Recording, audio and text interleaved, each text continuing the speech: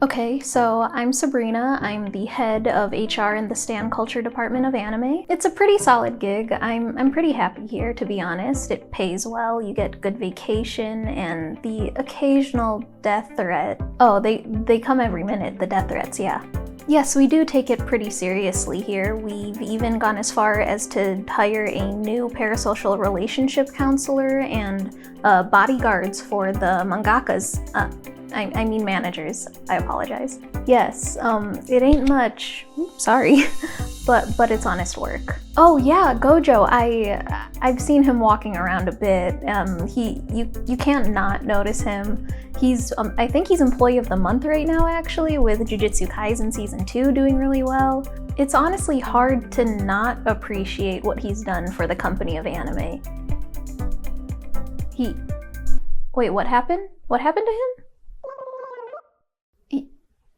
He's in Shibuya right now. No, like, see, like, Alexa, play Daddy's Home. See, we play the song and he's fine and it's gonna be fine. Our talents are fine. I don't know if I should be doing this anymore. Can we cut?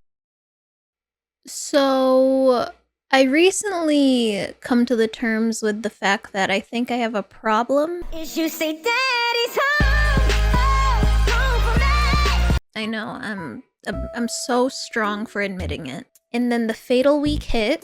The Jujutsu Kaisen fans are going through it right now. And suddenly I noticed that a dedicated amount of my day is towards looking at this man right here. And I know I'm not the only one. And so with all that today, I think it's really, really important and crucial as somebody with an audience to educate them and make them aware of things.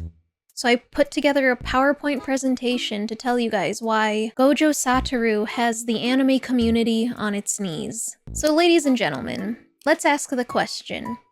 Who is Gojo Satoru? Well, he's not the main character. I feel like this needs to be reiterated. He is a very loved character of Jujutsu Kaisen, but it's not about him. It's about our boy Yuji Itadori, but change Gojo's pronouns from he, him, because he is just that guy. You might also know Gojo from the JJK x Disney TikTok novella that's going on right now, where he is in a love triangle between Elsa, Jack Frost, and Peter Parker Spider-Man. Either way, even if you haven't even seen Jujutsu Kaisen, I bet everyone is wondering, why Gojo? Why him? Well, before I get to that, before we examine Gojo, I feel like it's important and crucial to talk about the line of anime men that came before him. Maybe perhaps looking at the characters who walked so Gojo could run. Don't know who I'm talking about? Well, maybe these people might ring a bell. Kakashi. Very similar to our man Gojo. A lot of people in the anime community might compare the two, as they both cover their face with black cloth. You might also observe that he also has white hair. Curious. Aside from him, we also have Levi. I'm sure his time is coming with the next season coming out of Attack on Titan, but right now it's Gojo's world. And Levi has also had this anime community on its knees. The rise of people carrying their drinks like this? Too many. And with our third example, I feel like we can see a trend here. Uzui from Demon Slayer, I guess, kind of had it for a little bit, but come on. Let's list all of their similarities. 1, they're good looking. I will not deny that. They are handsome specimen, a good looking piece of meat. 2, they're strong. They're overpowered as hell, which also brings it to 3.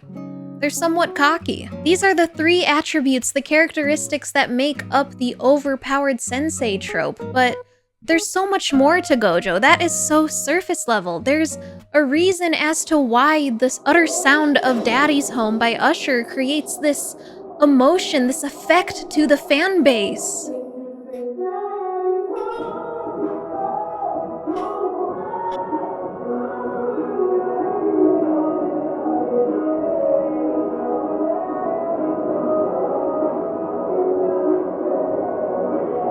The visual aid was needed, okay? Oh, do you guys hear that? Do you hear that sound?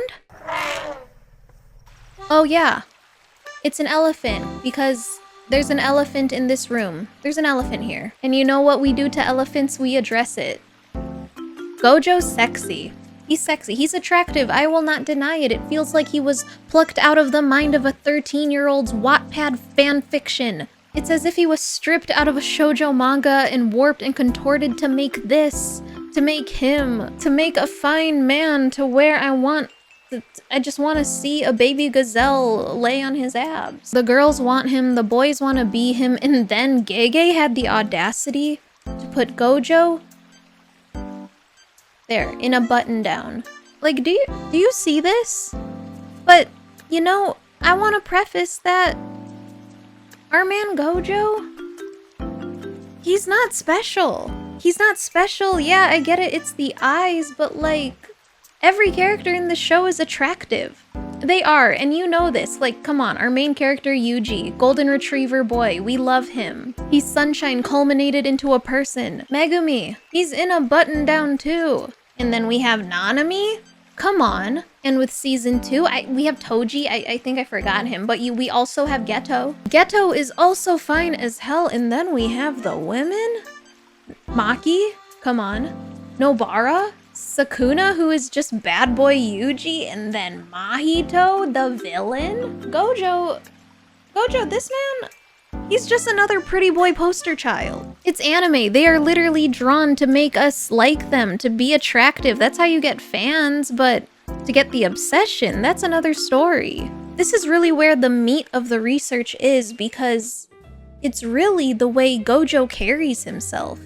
His personality, his charisma, his riz, if you will. So here I wanted to provide you with some examples of this charisma, this riz Gojo has. Take a look. Do you see the way that he composes himself as an enemy is struggling to fight him?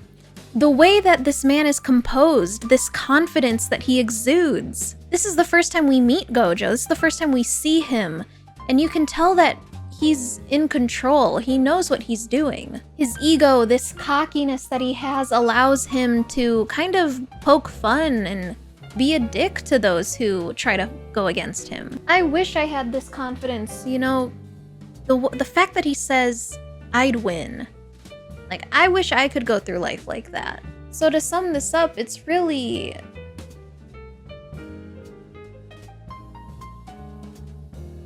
I'm not gonna explain further. So this just applies with everything that I just said, especially as to how Levi was able to have the anime community in shambles. He too also had men and women in a chokehold. His height didn't matter. The way his character looks, the way that Gojo's character doesn't look, isn't the true reason as to why the anime community is in shambles. The height, the attractiveness is simply a really, really good bonus, I'd say. If you still don't agree with me or are having a hard time trying to pick up what I'm trying to put down, to simply put it, sometimes it's not about the looks, but simply the audacity.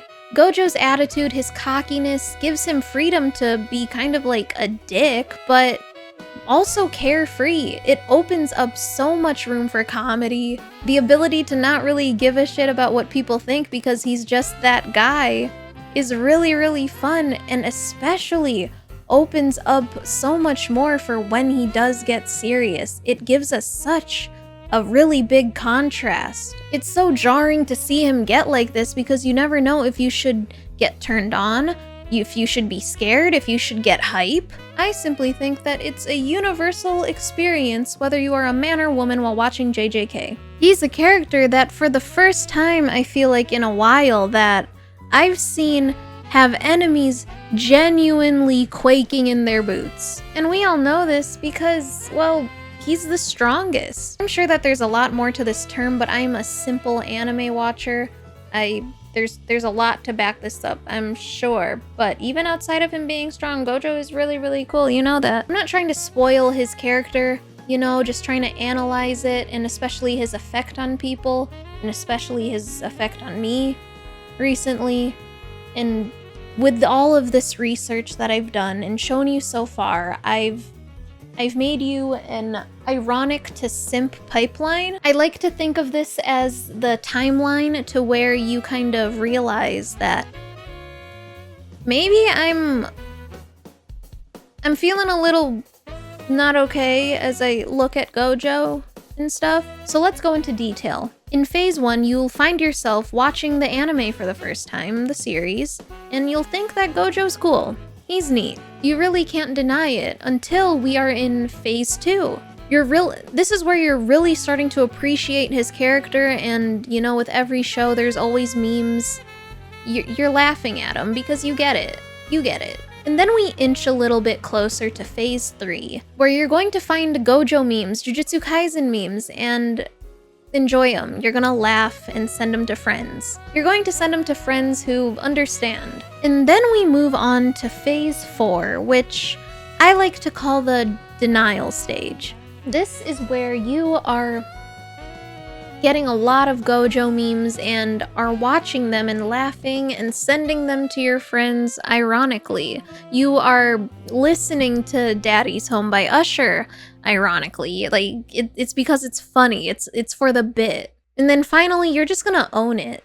And that's when you know you've hit phase 5.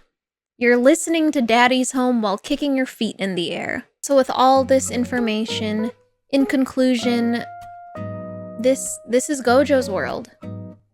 We just live in it. I hope you like the visual aid, but you know, this presentation is not over. Nope, you still need to watch because there's some boundaries that we need to go over.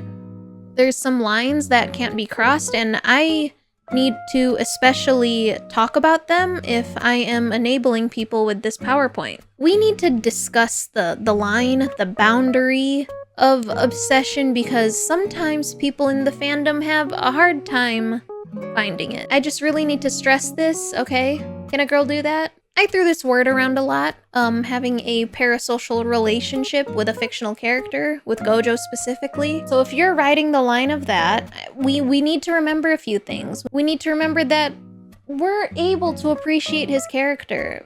As you can see, I drew a line, and this is where it's okay, and this is where it's not okay. We'll get to that. But yeah, it's okay to appreciate his character. He's awesome. We can appreciate his character in the way that this fine man looks. And also, it's okay if you don't get it. The girls that get it. The girls that don't. Just don't be rude to each other. It's okay if somebody doesn't like him, and it's okay that you don't like him, but understand why people do.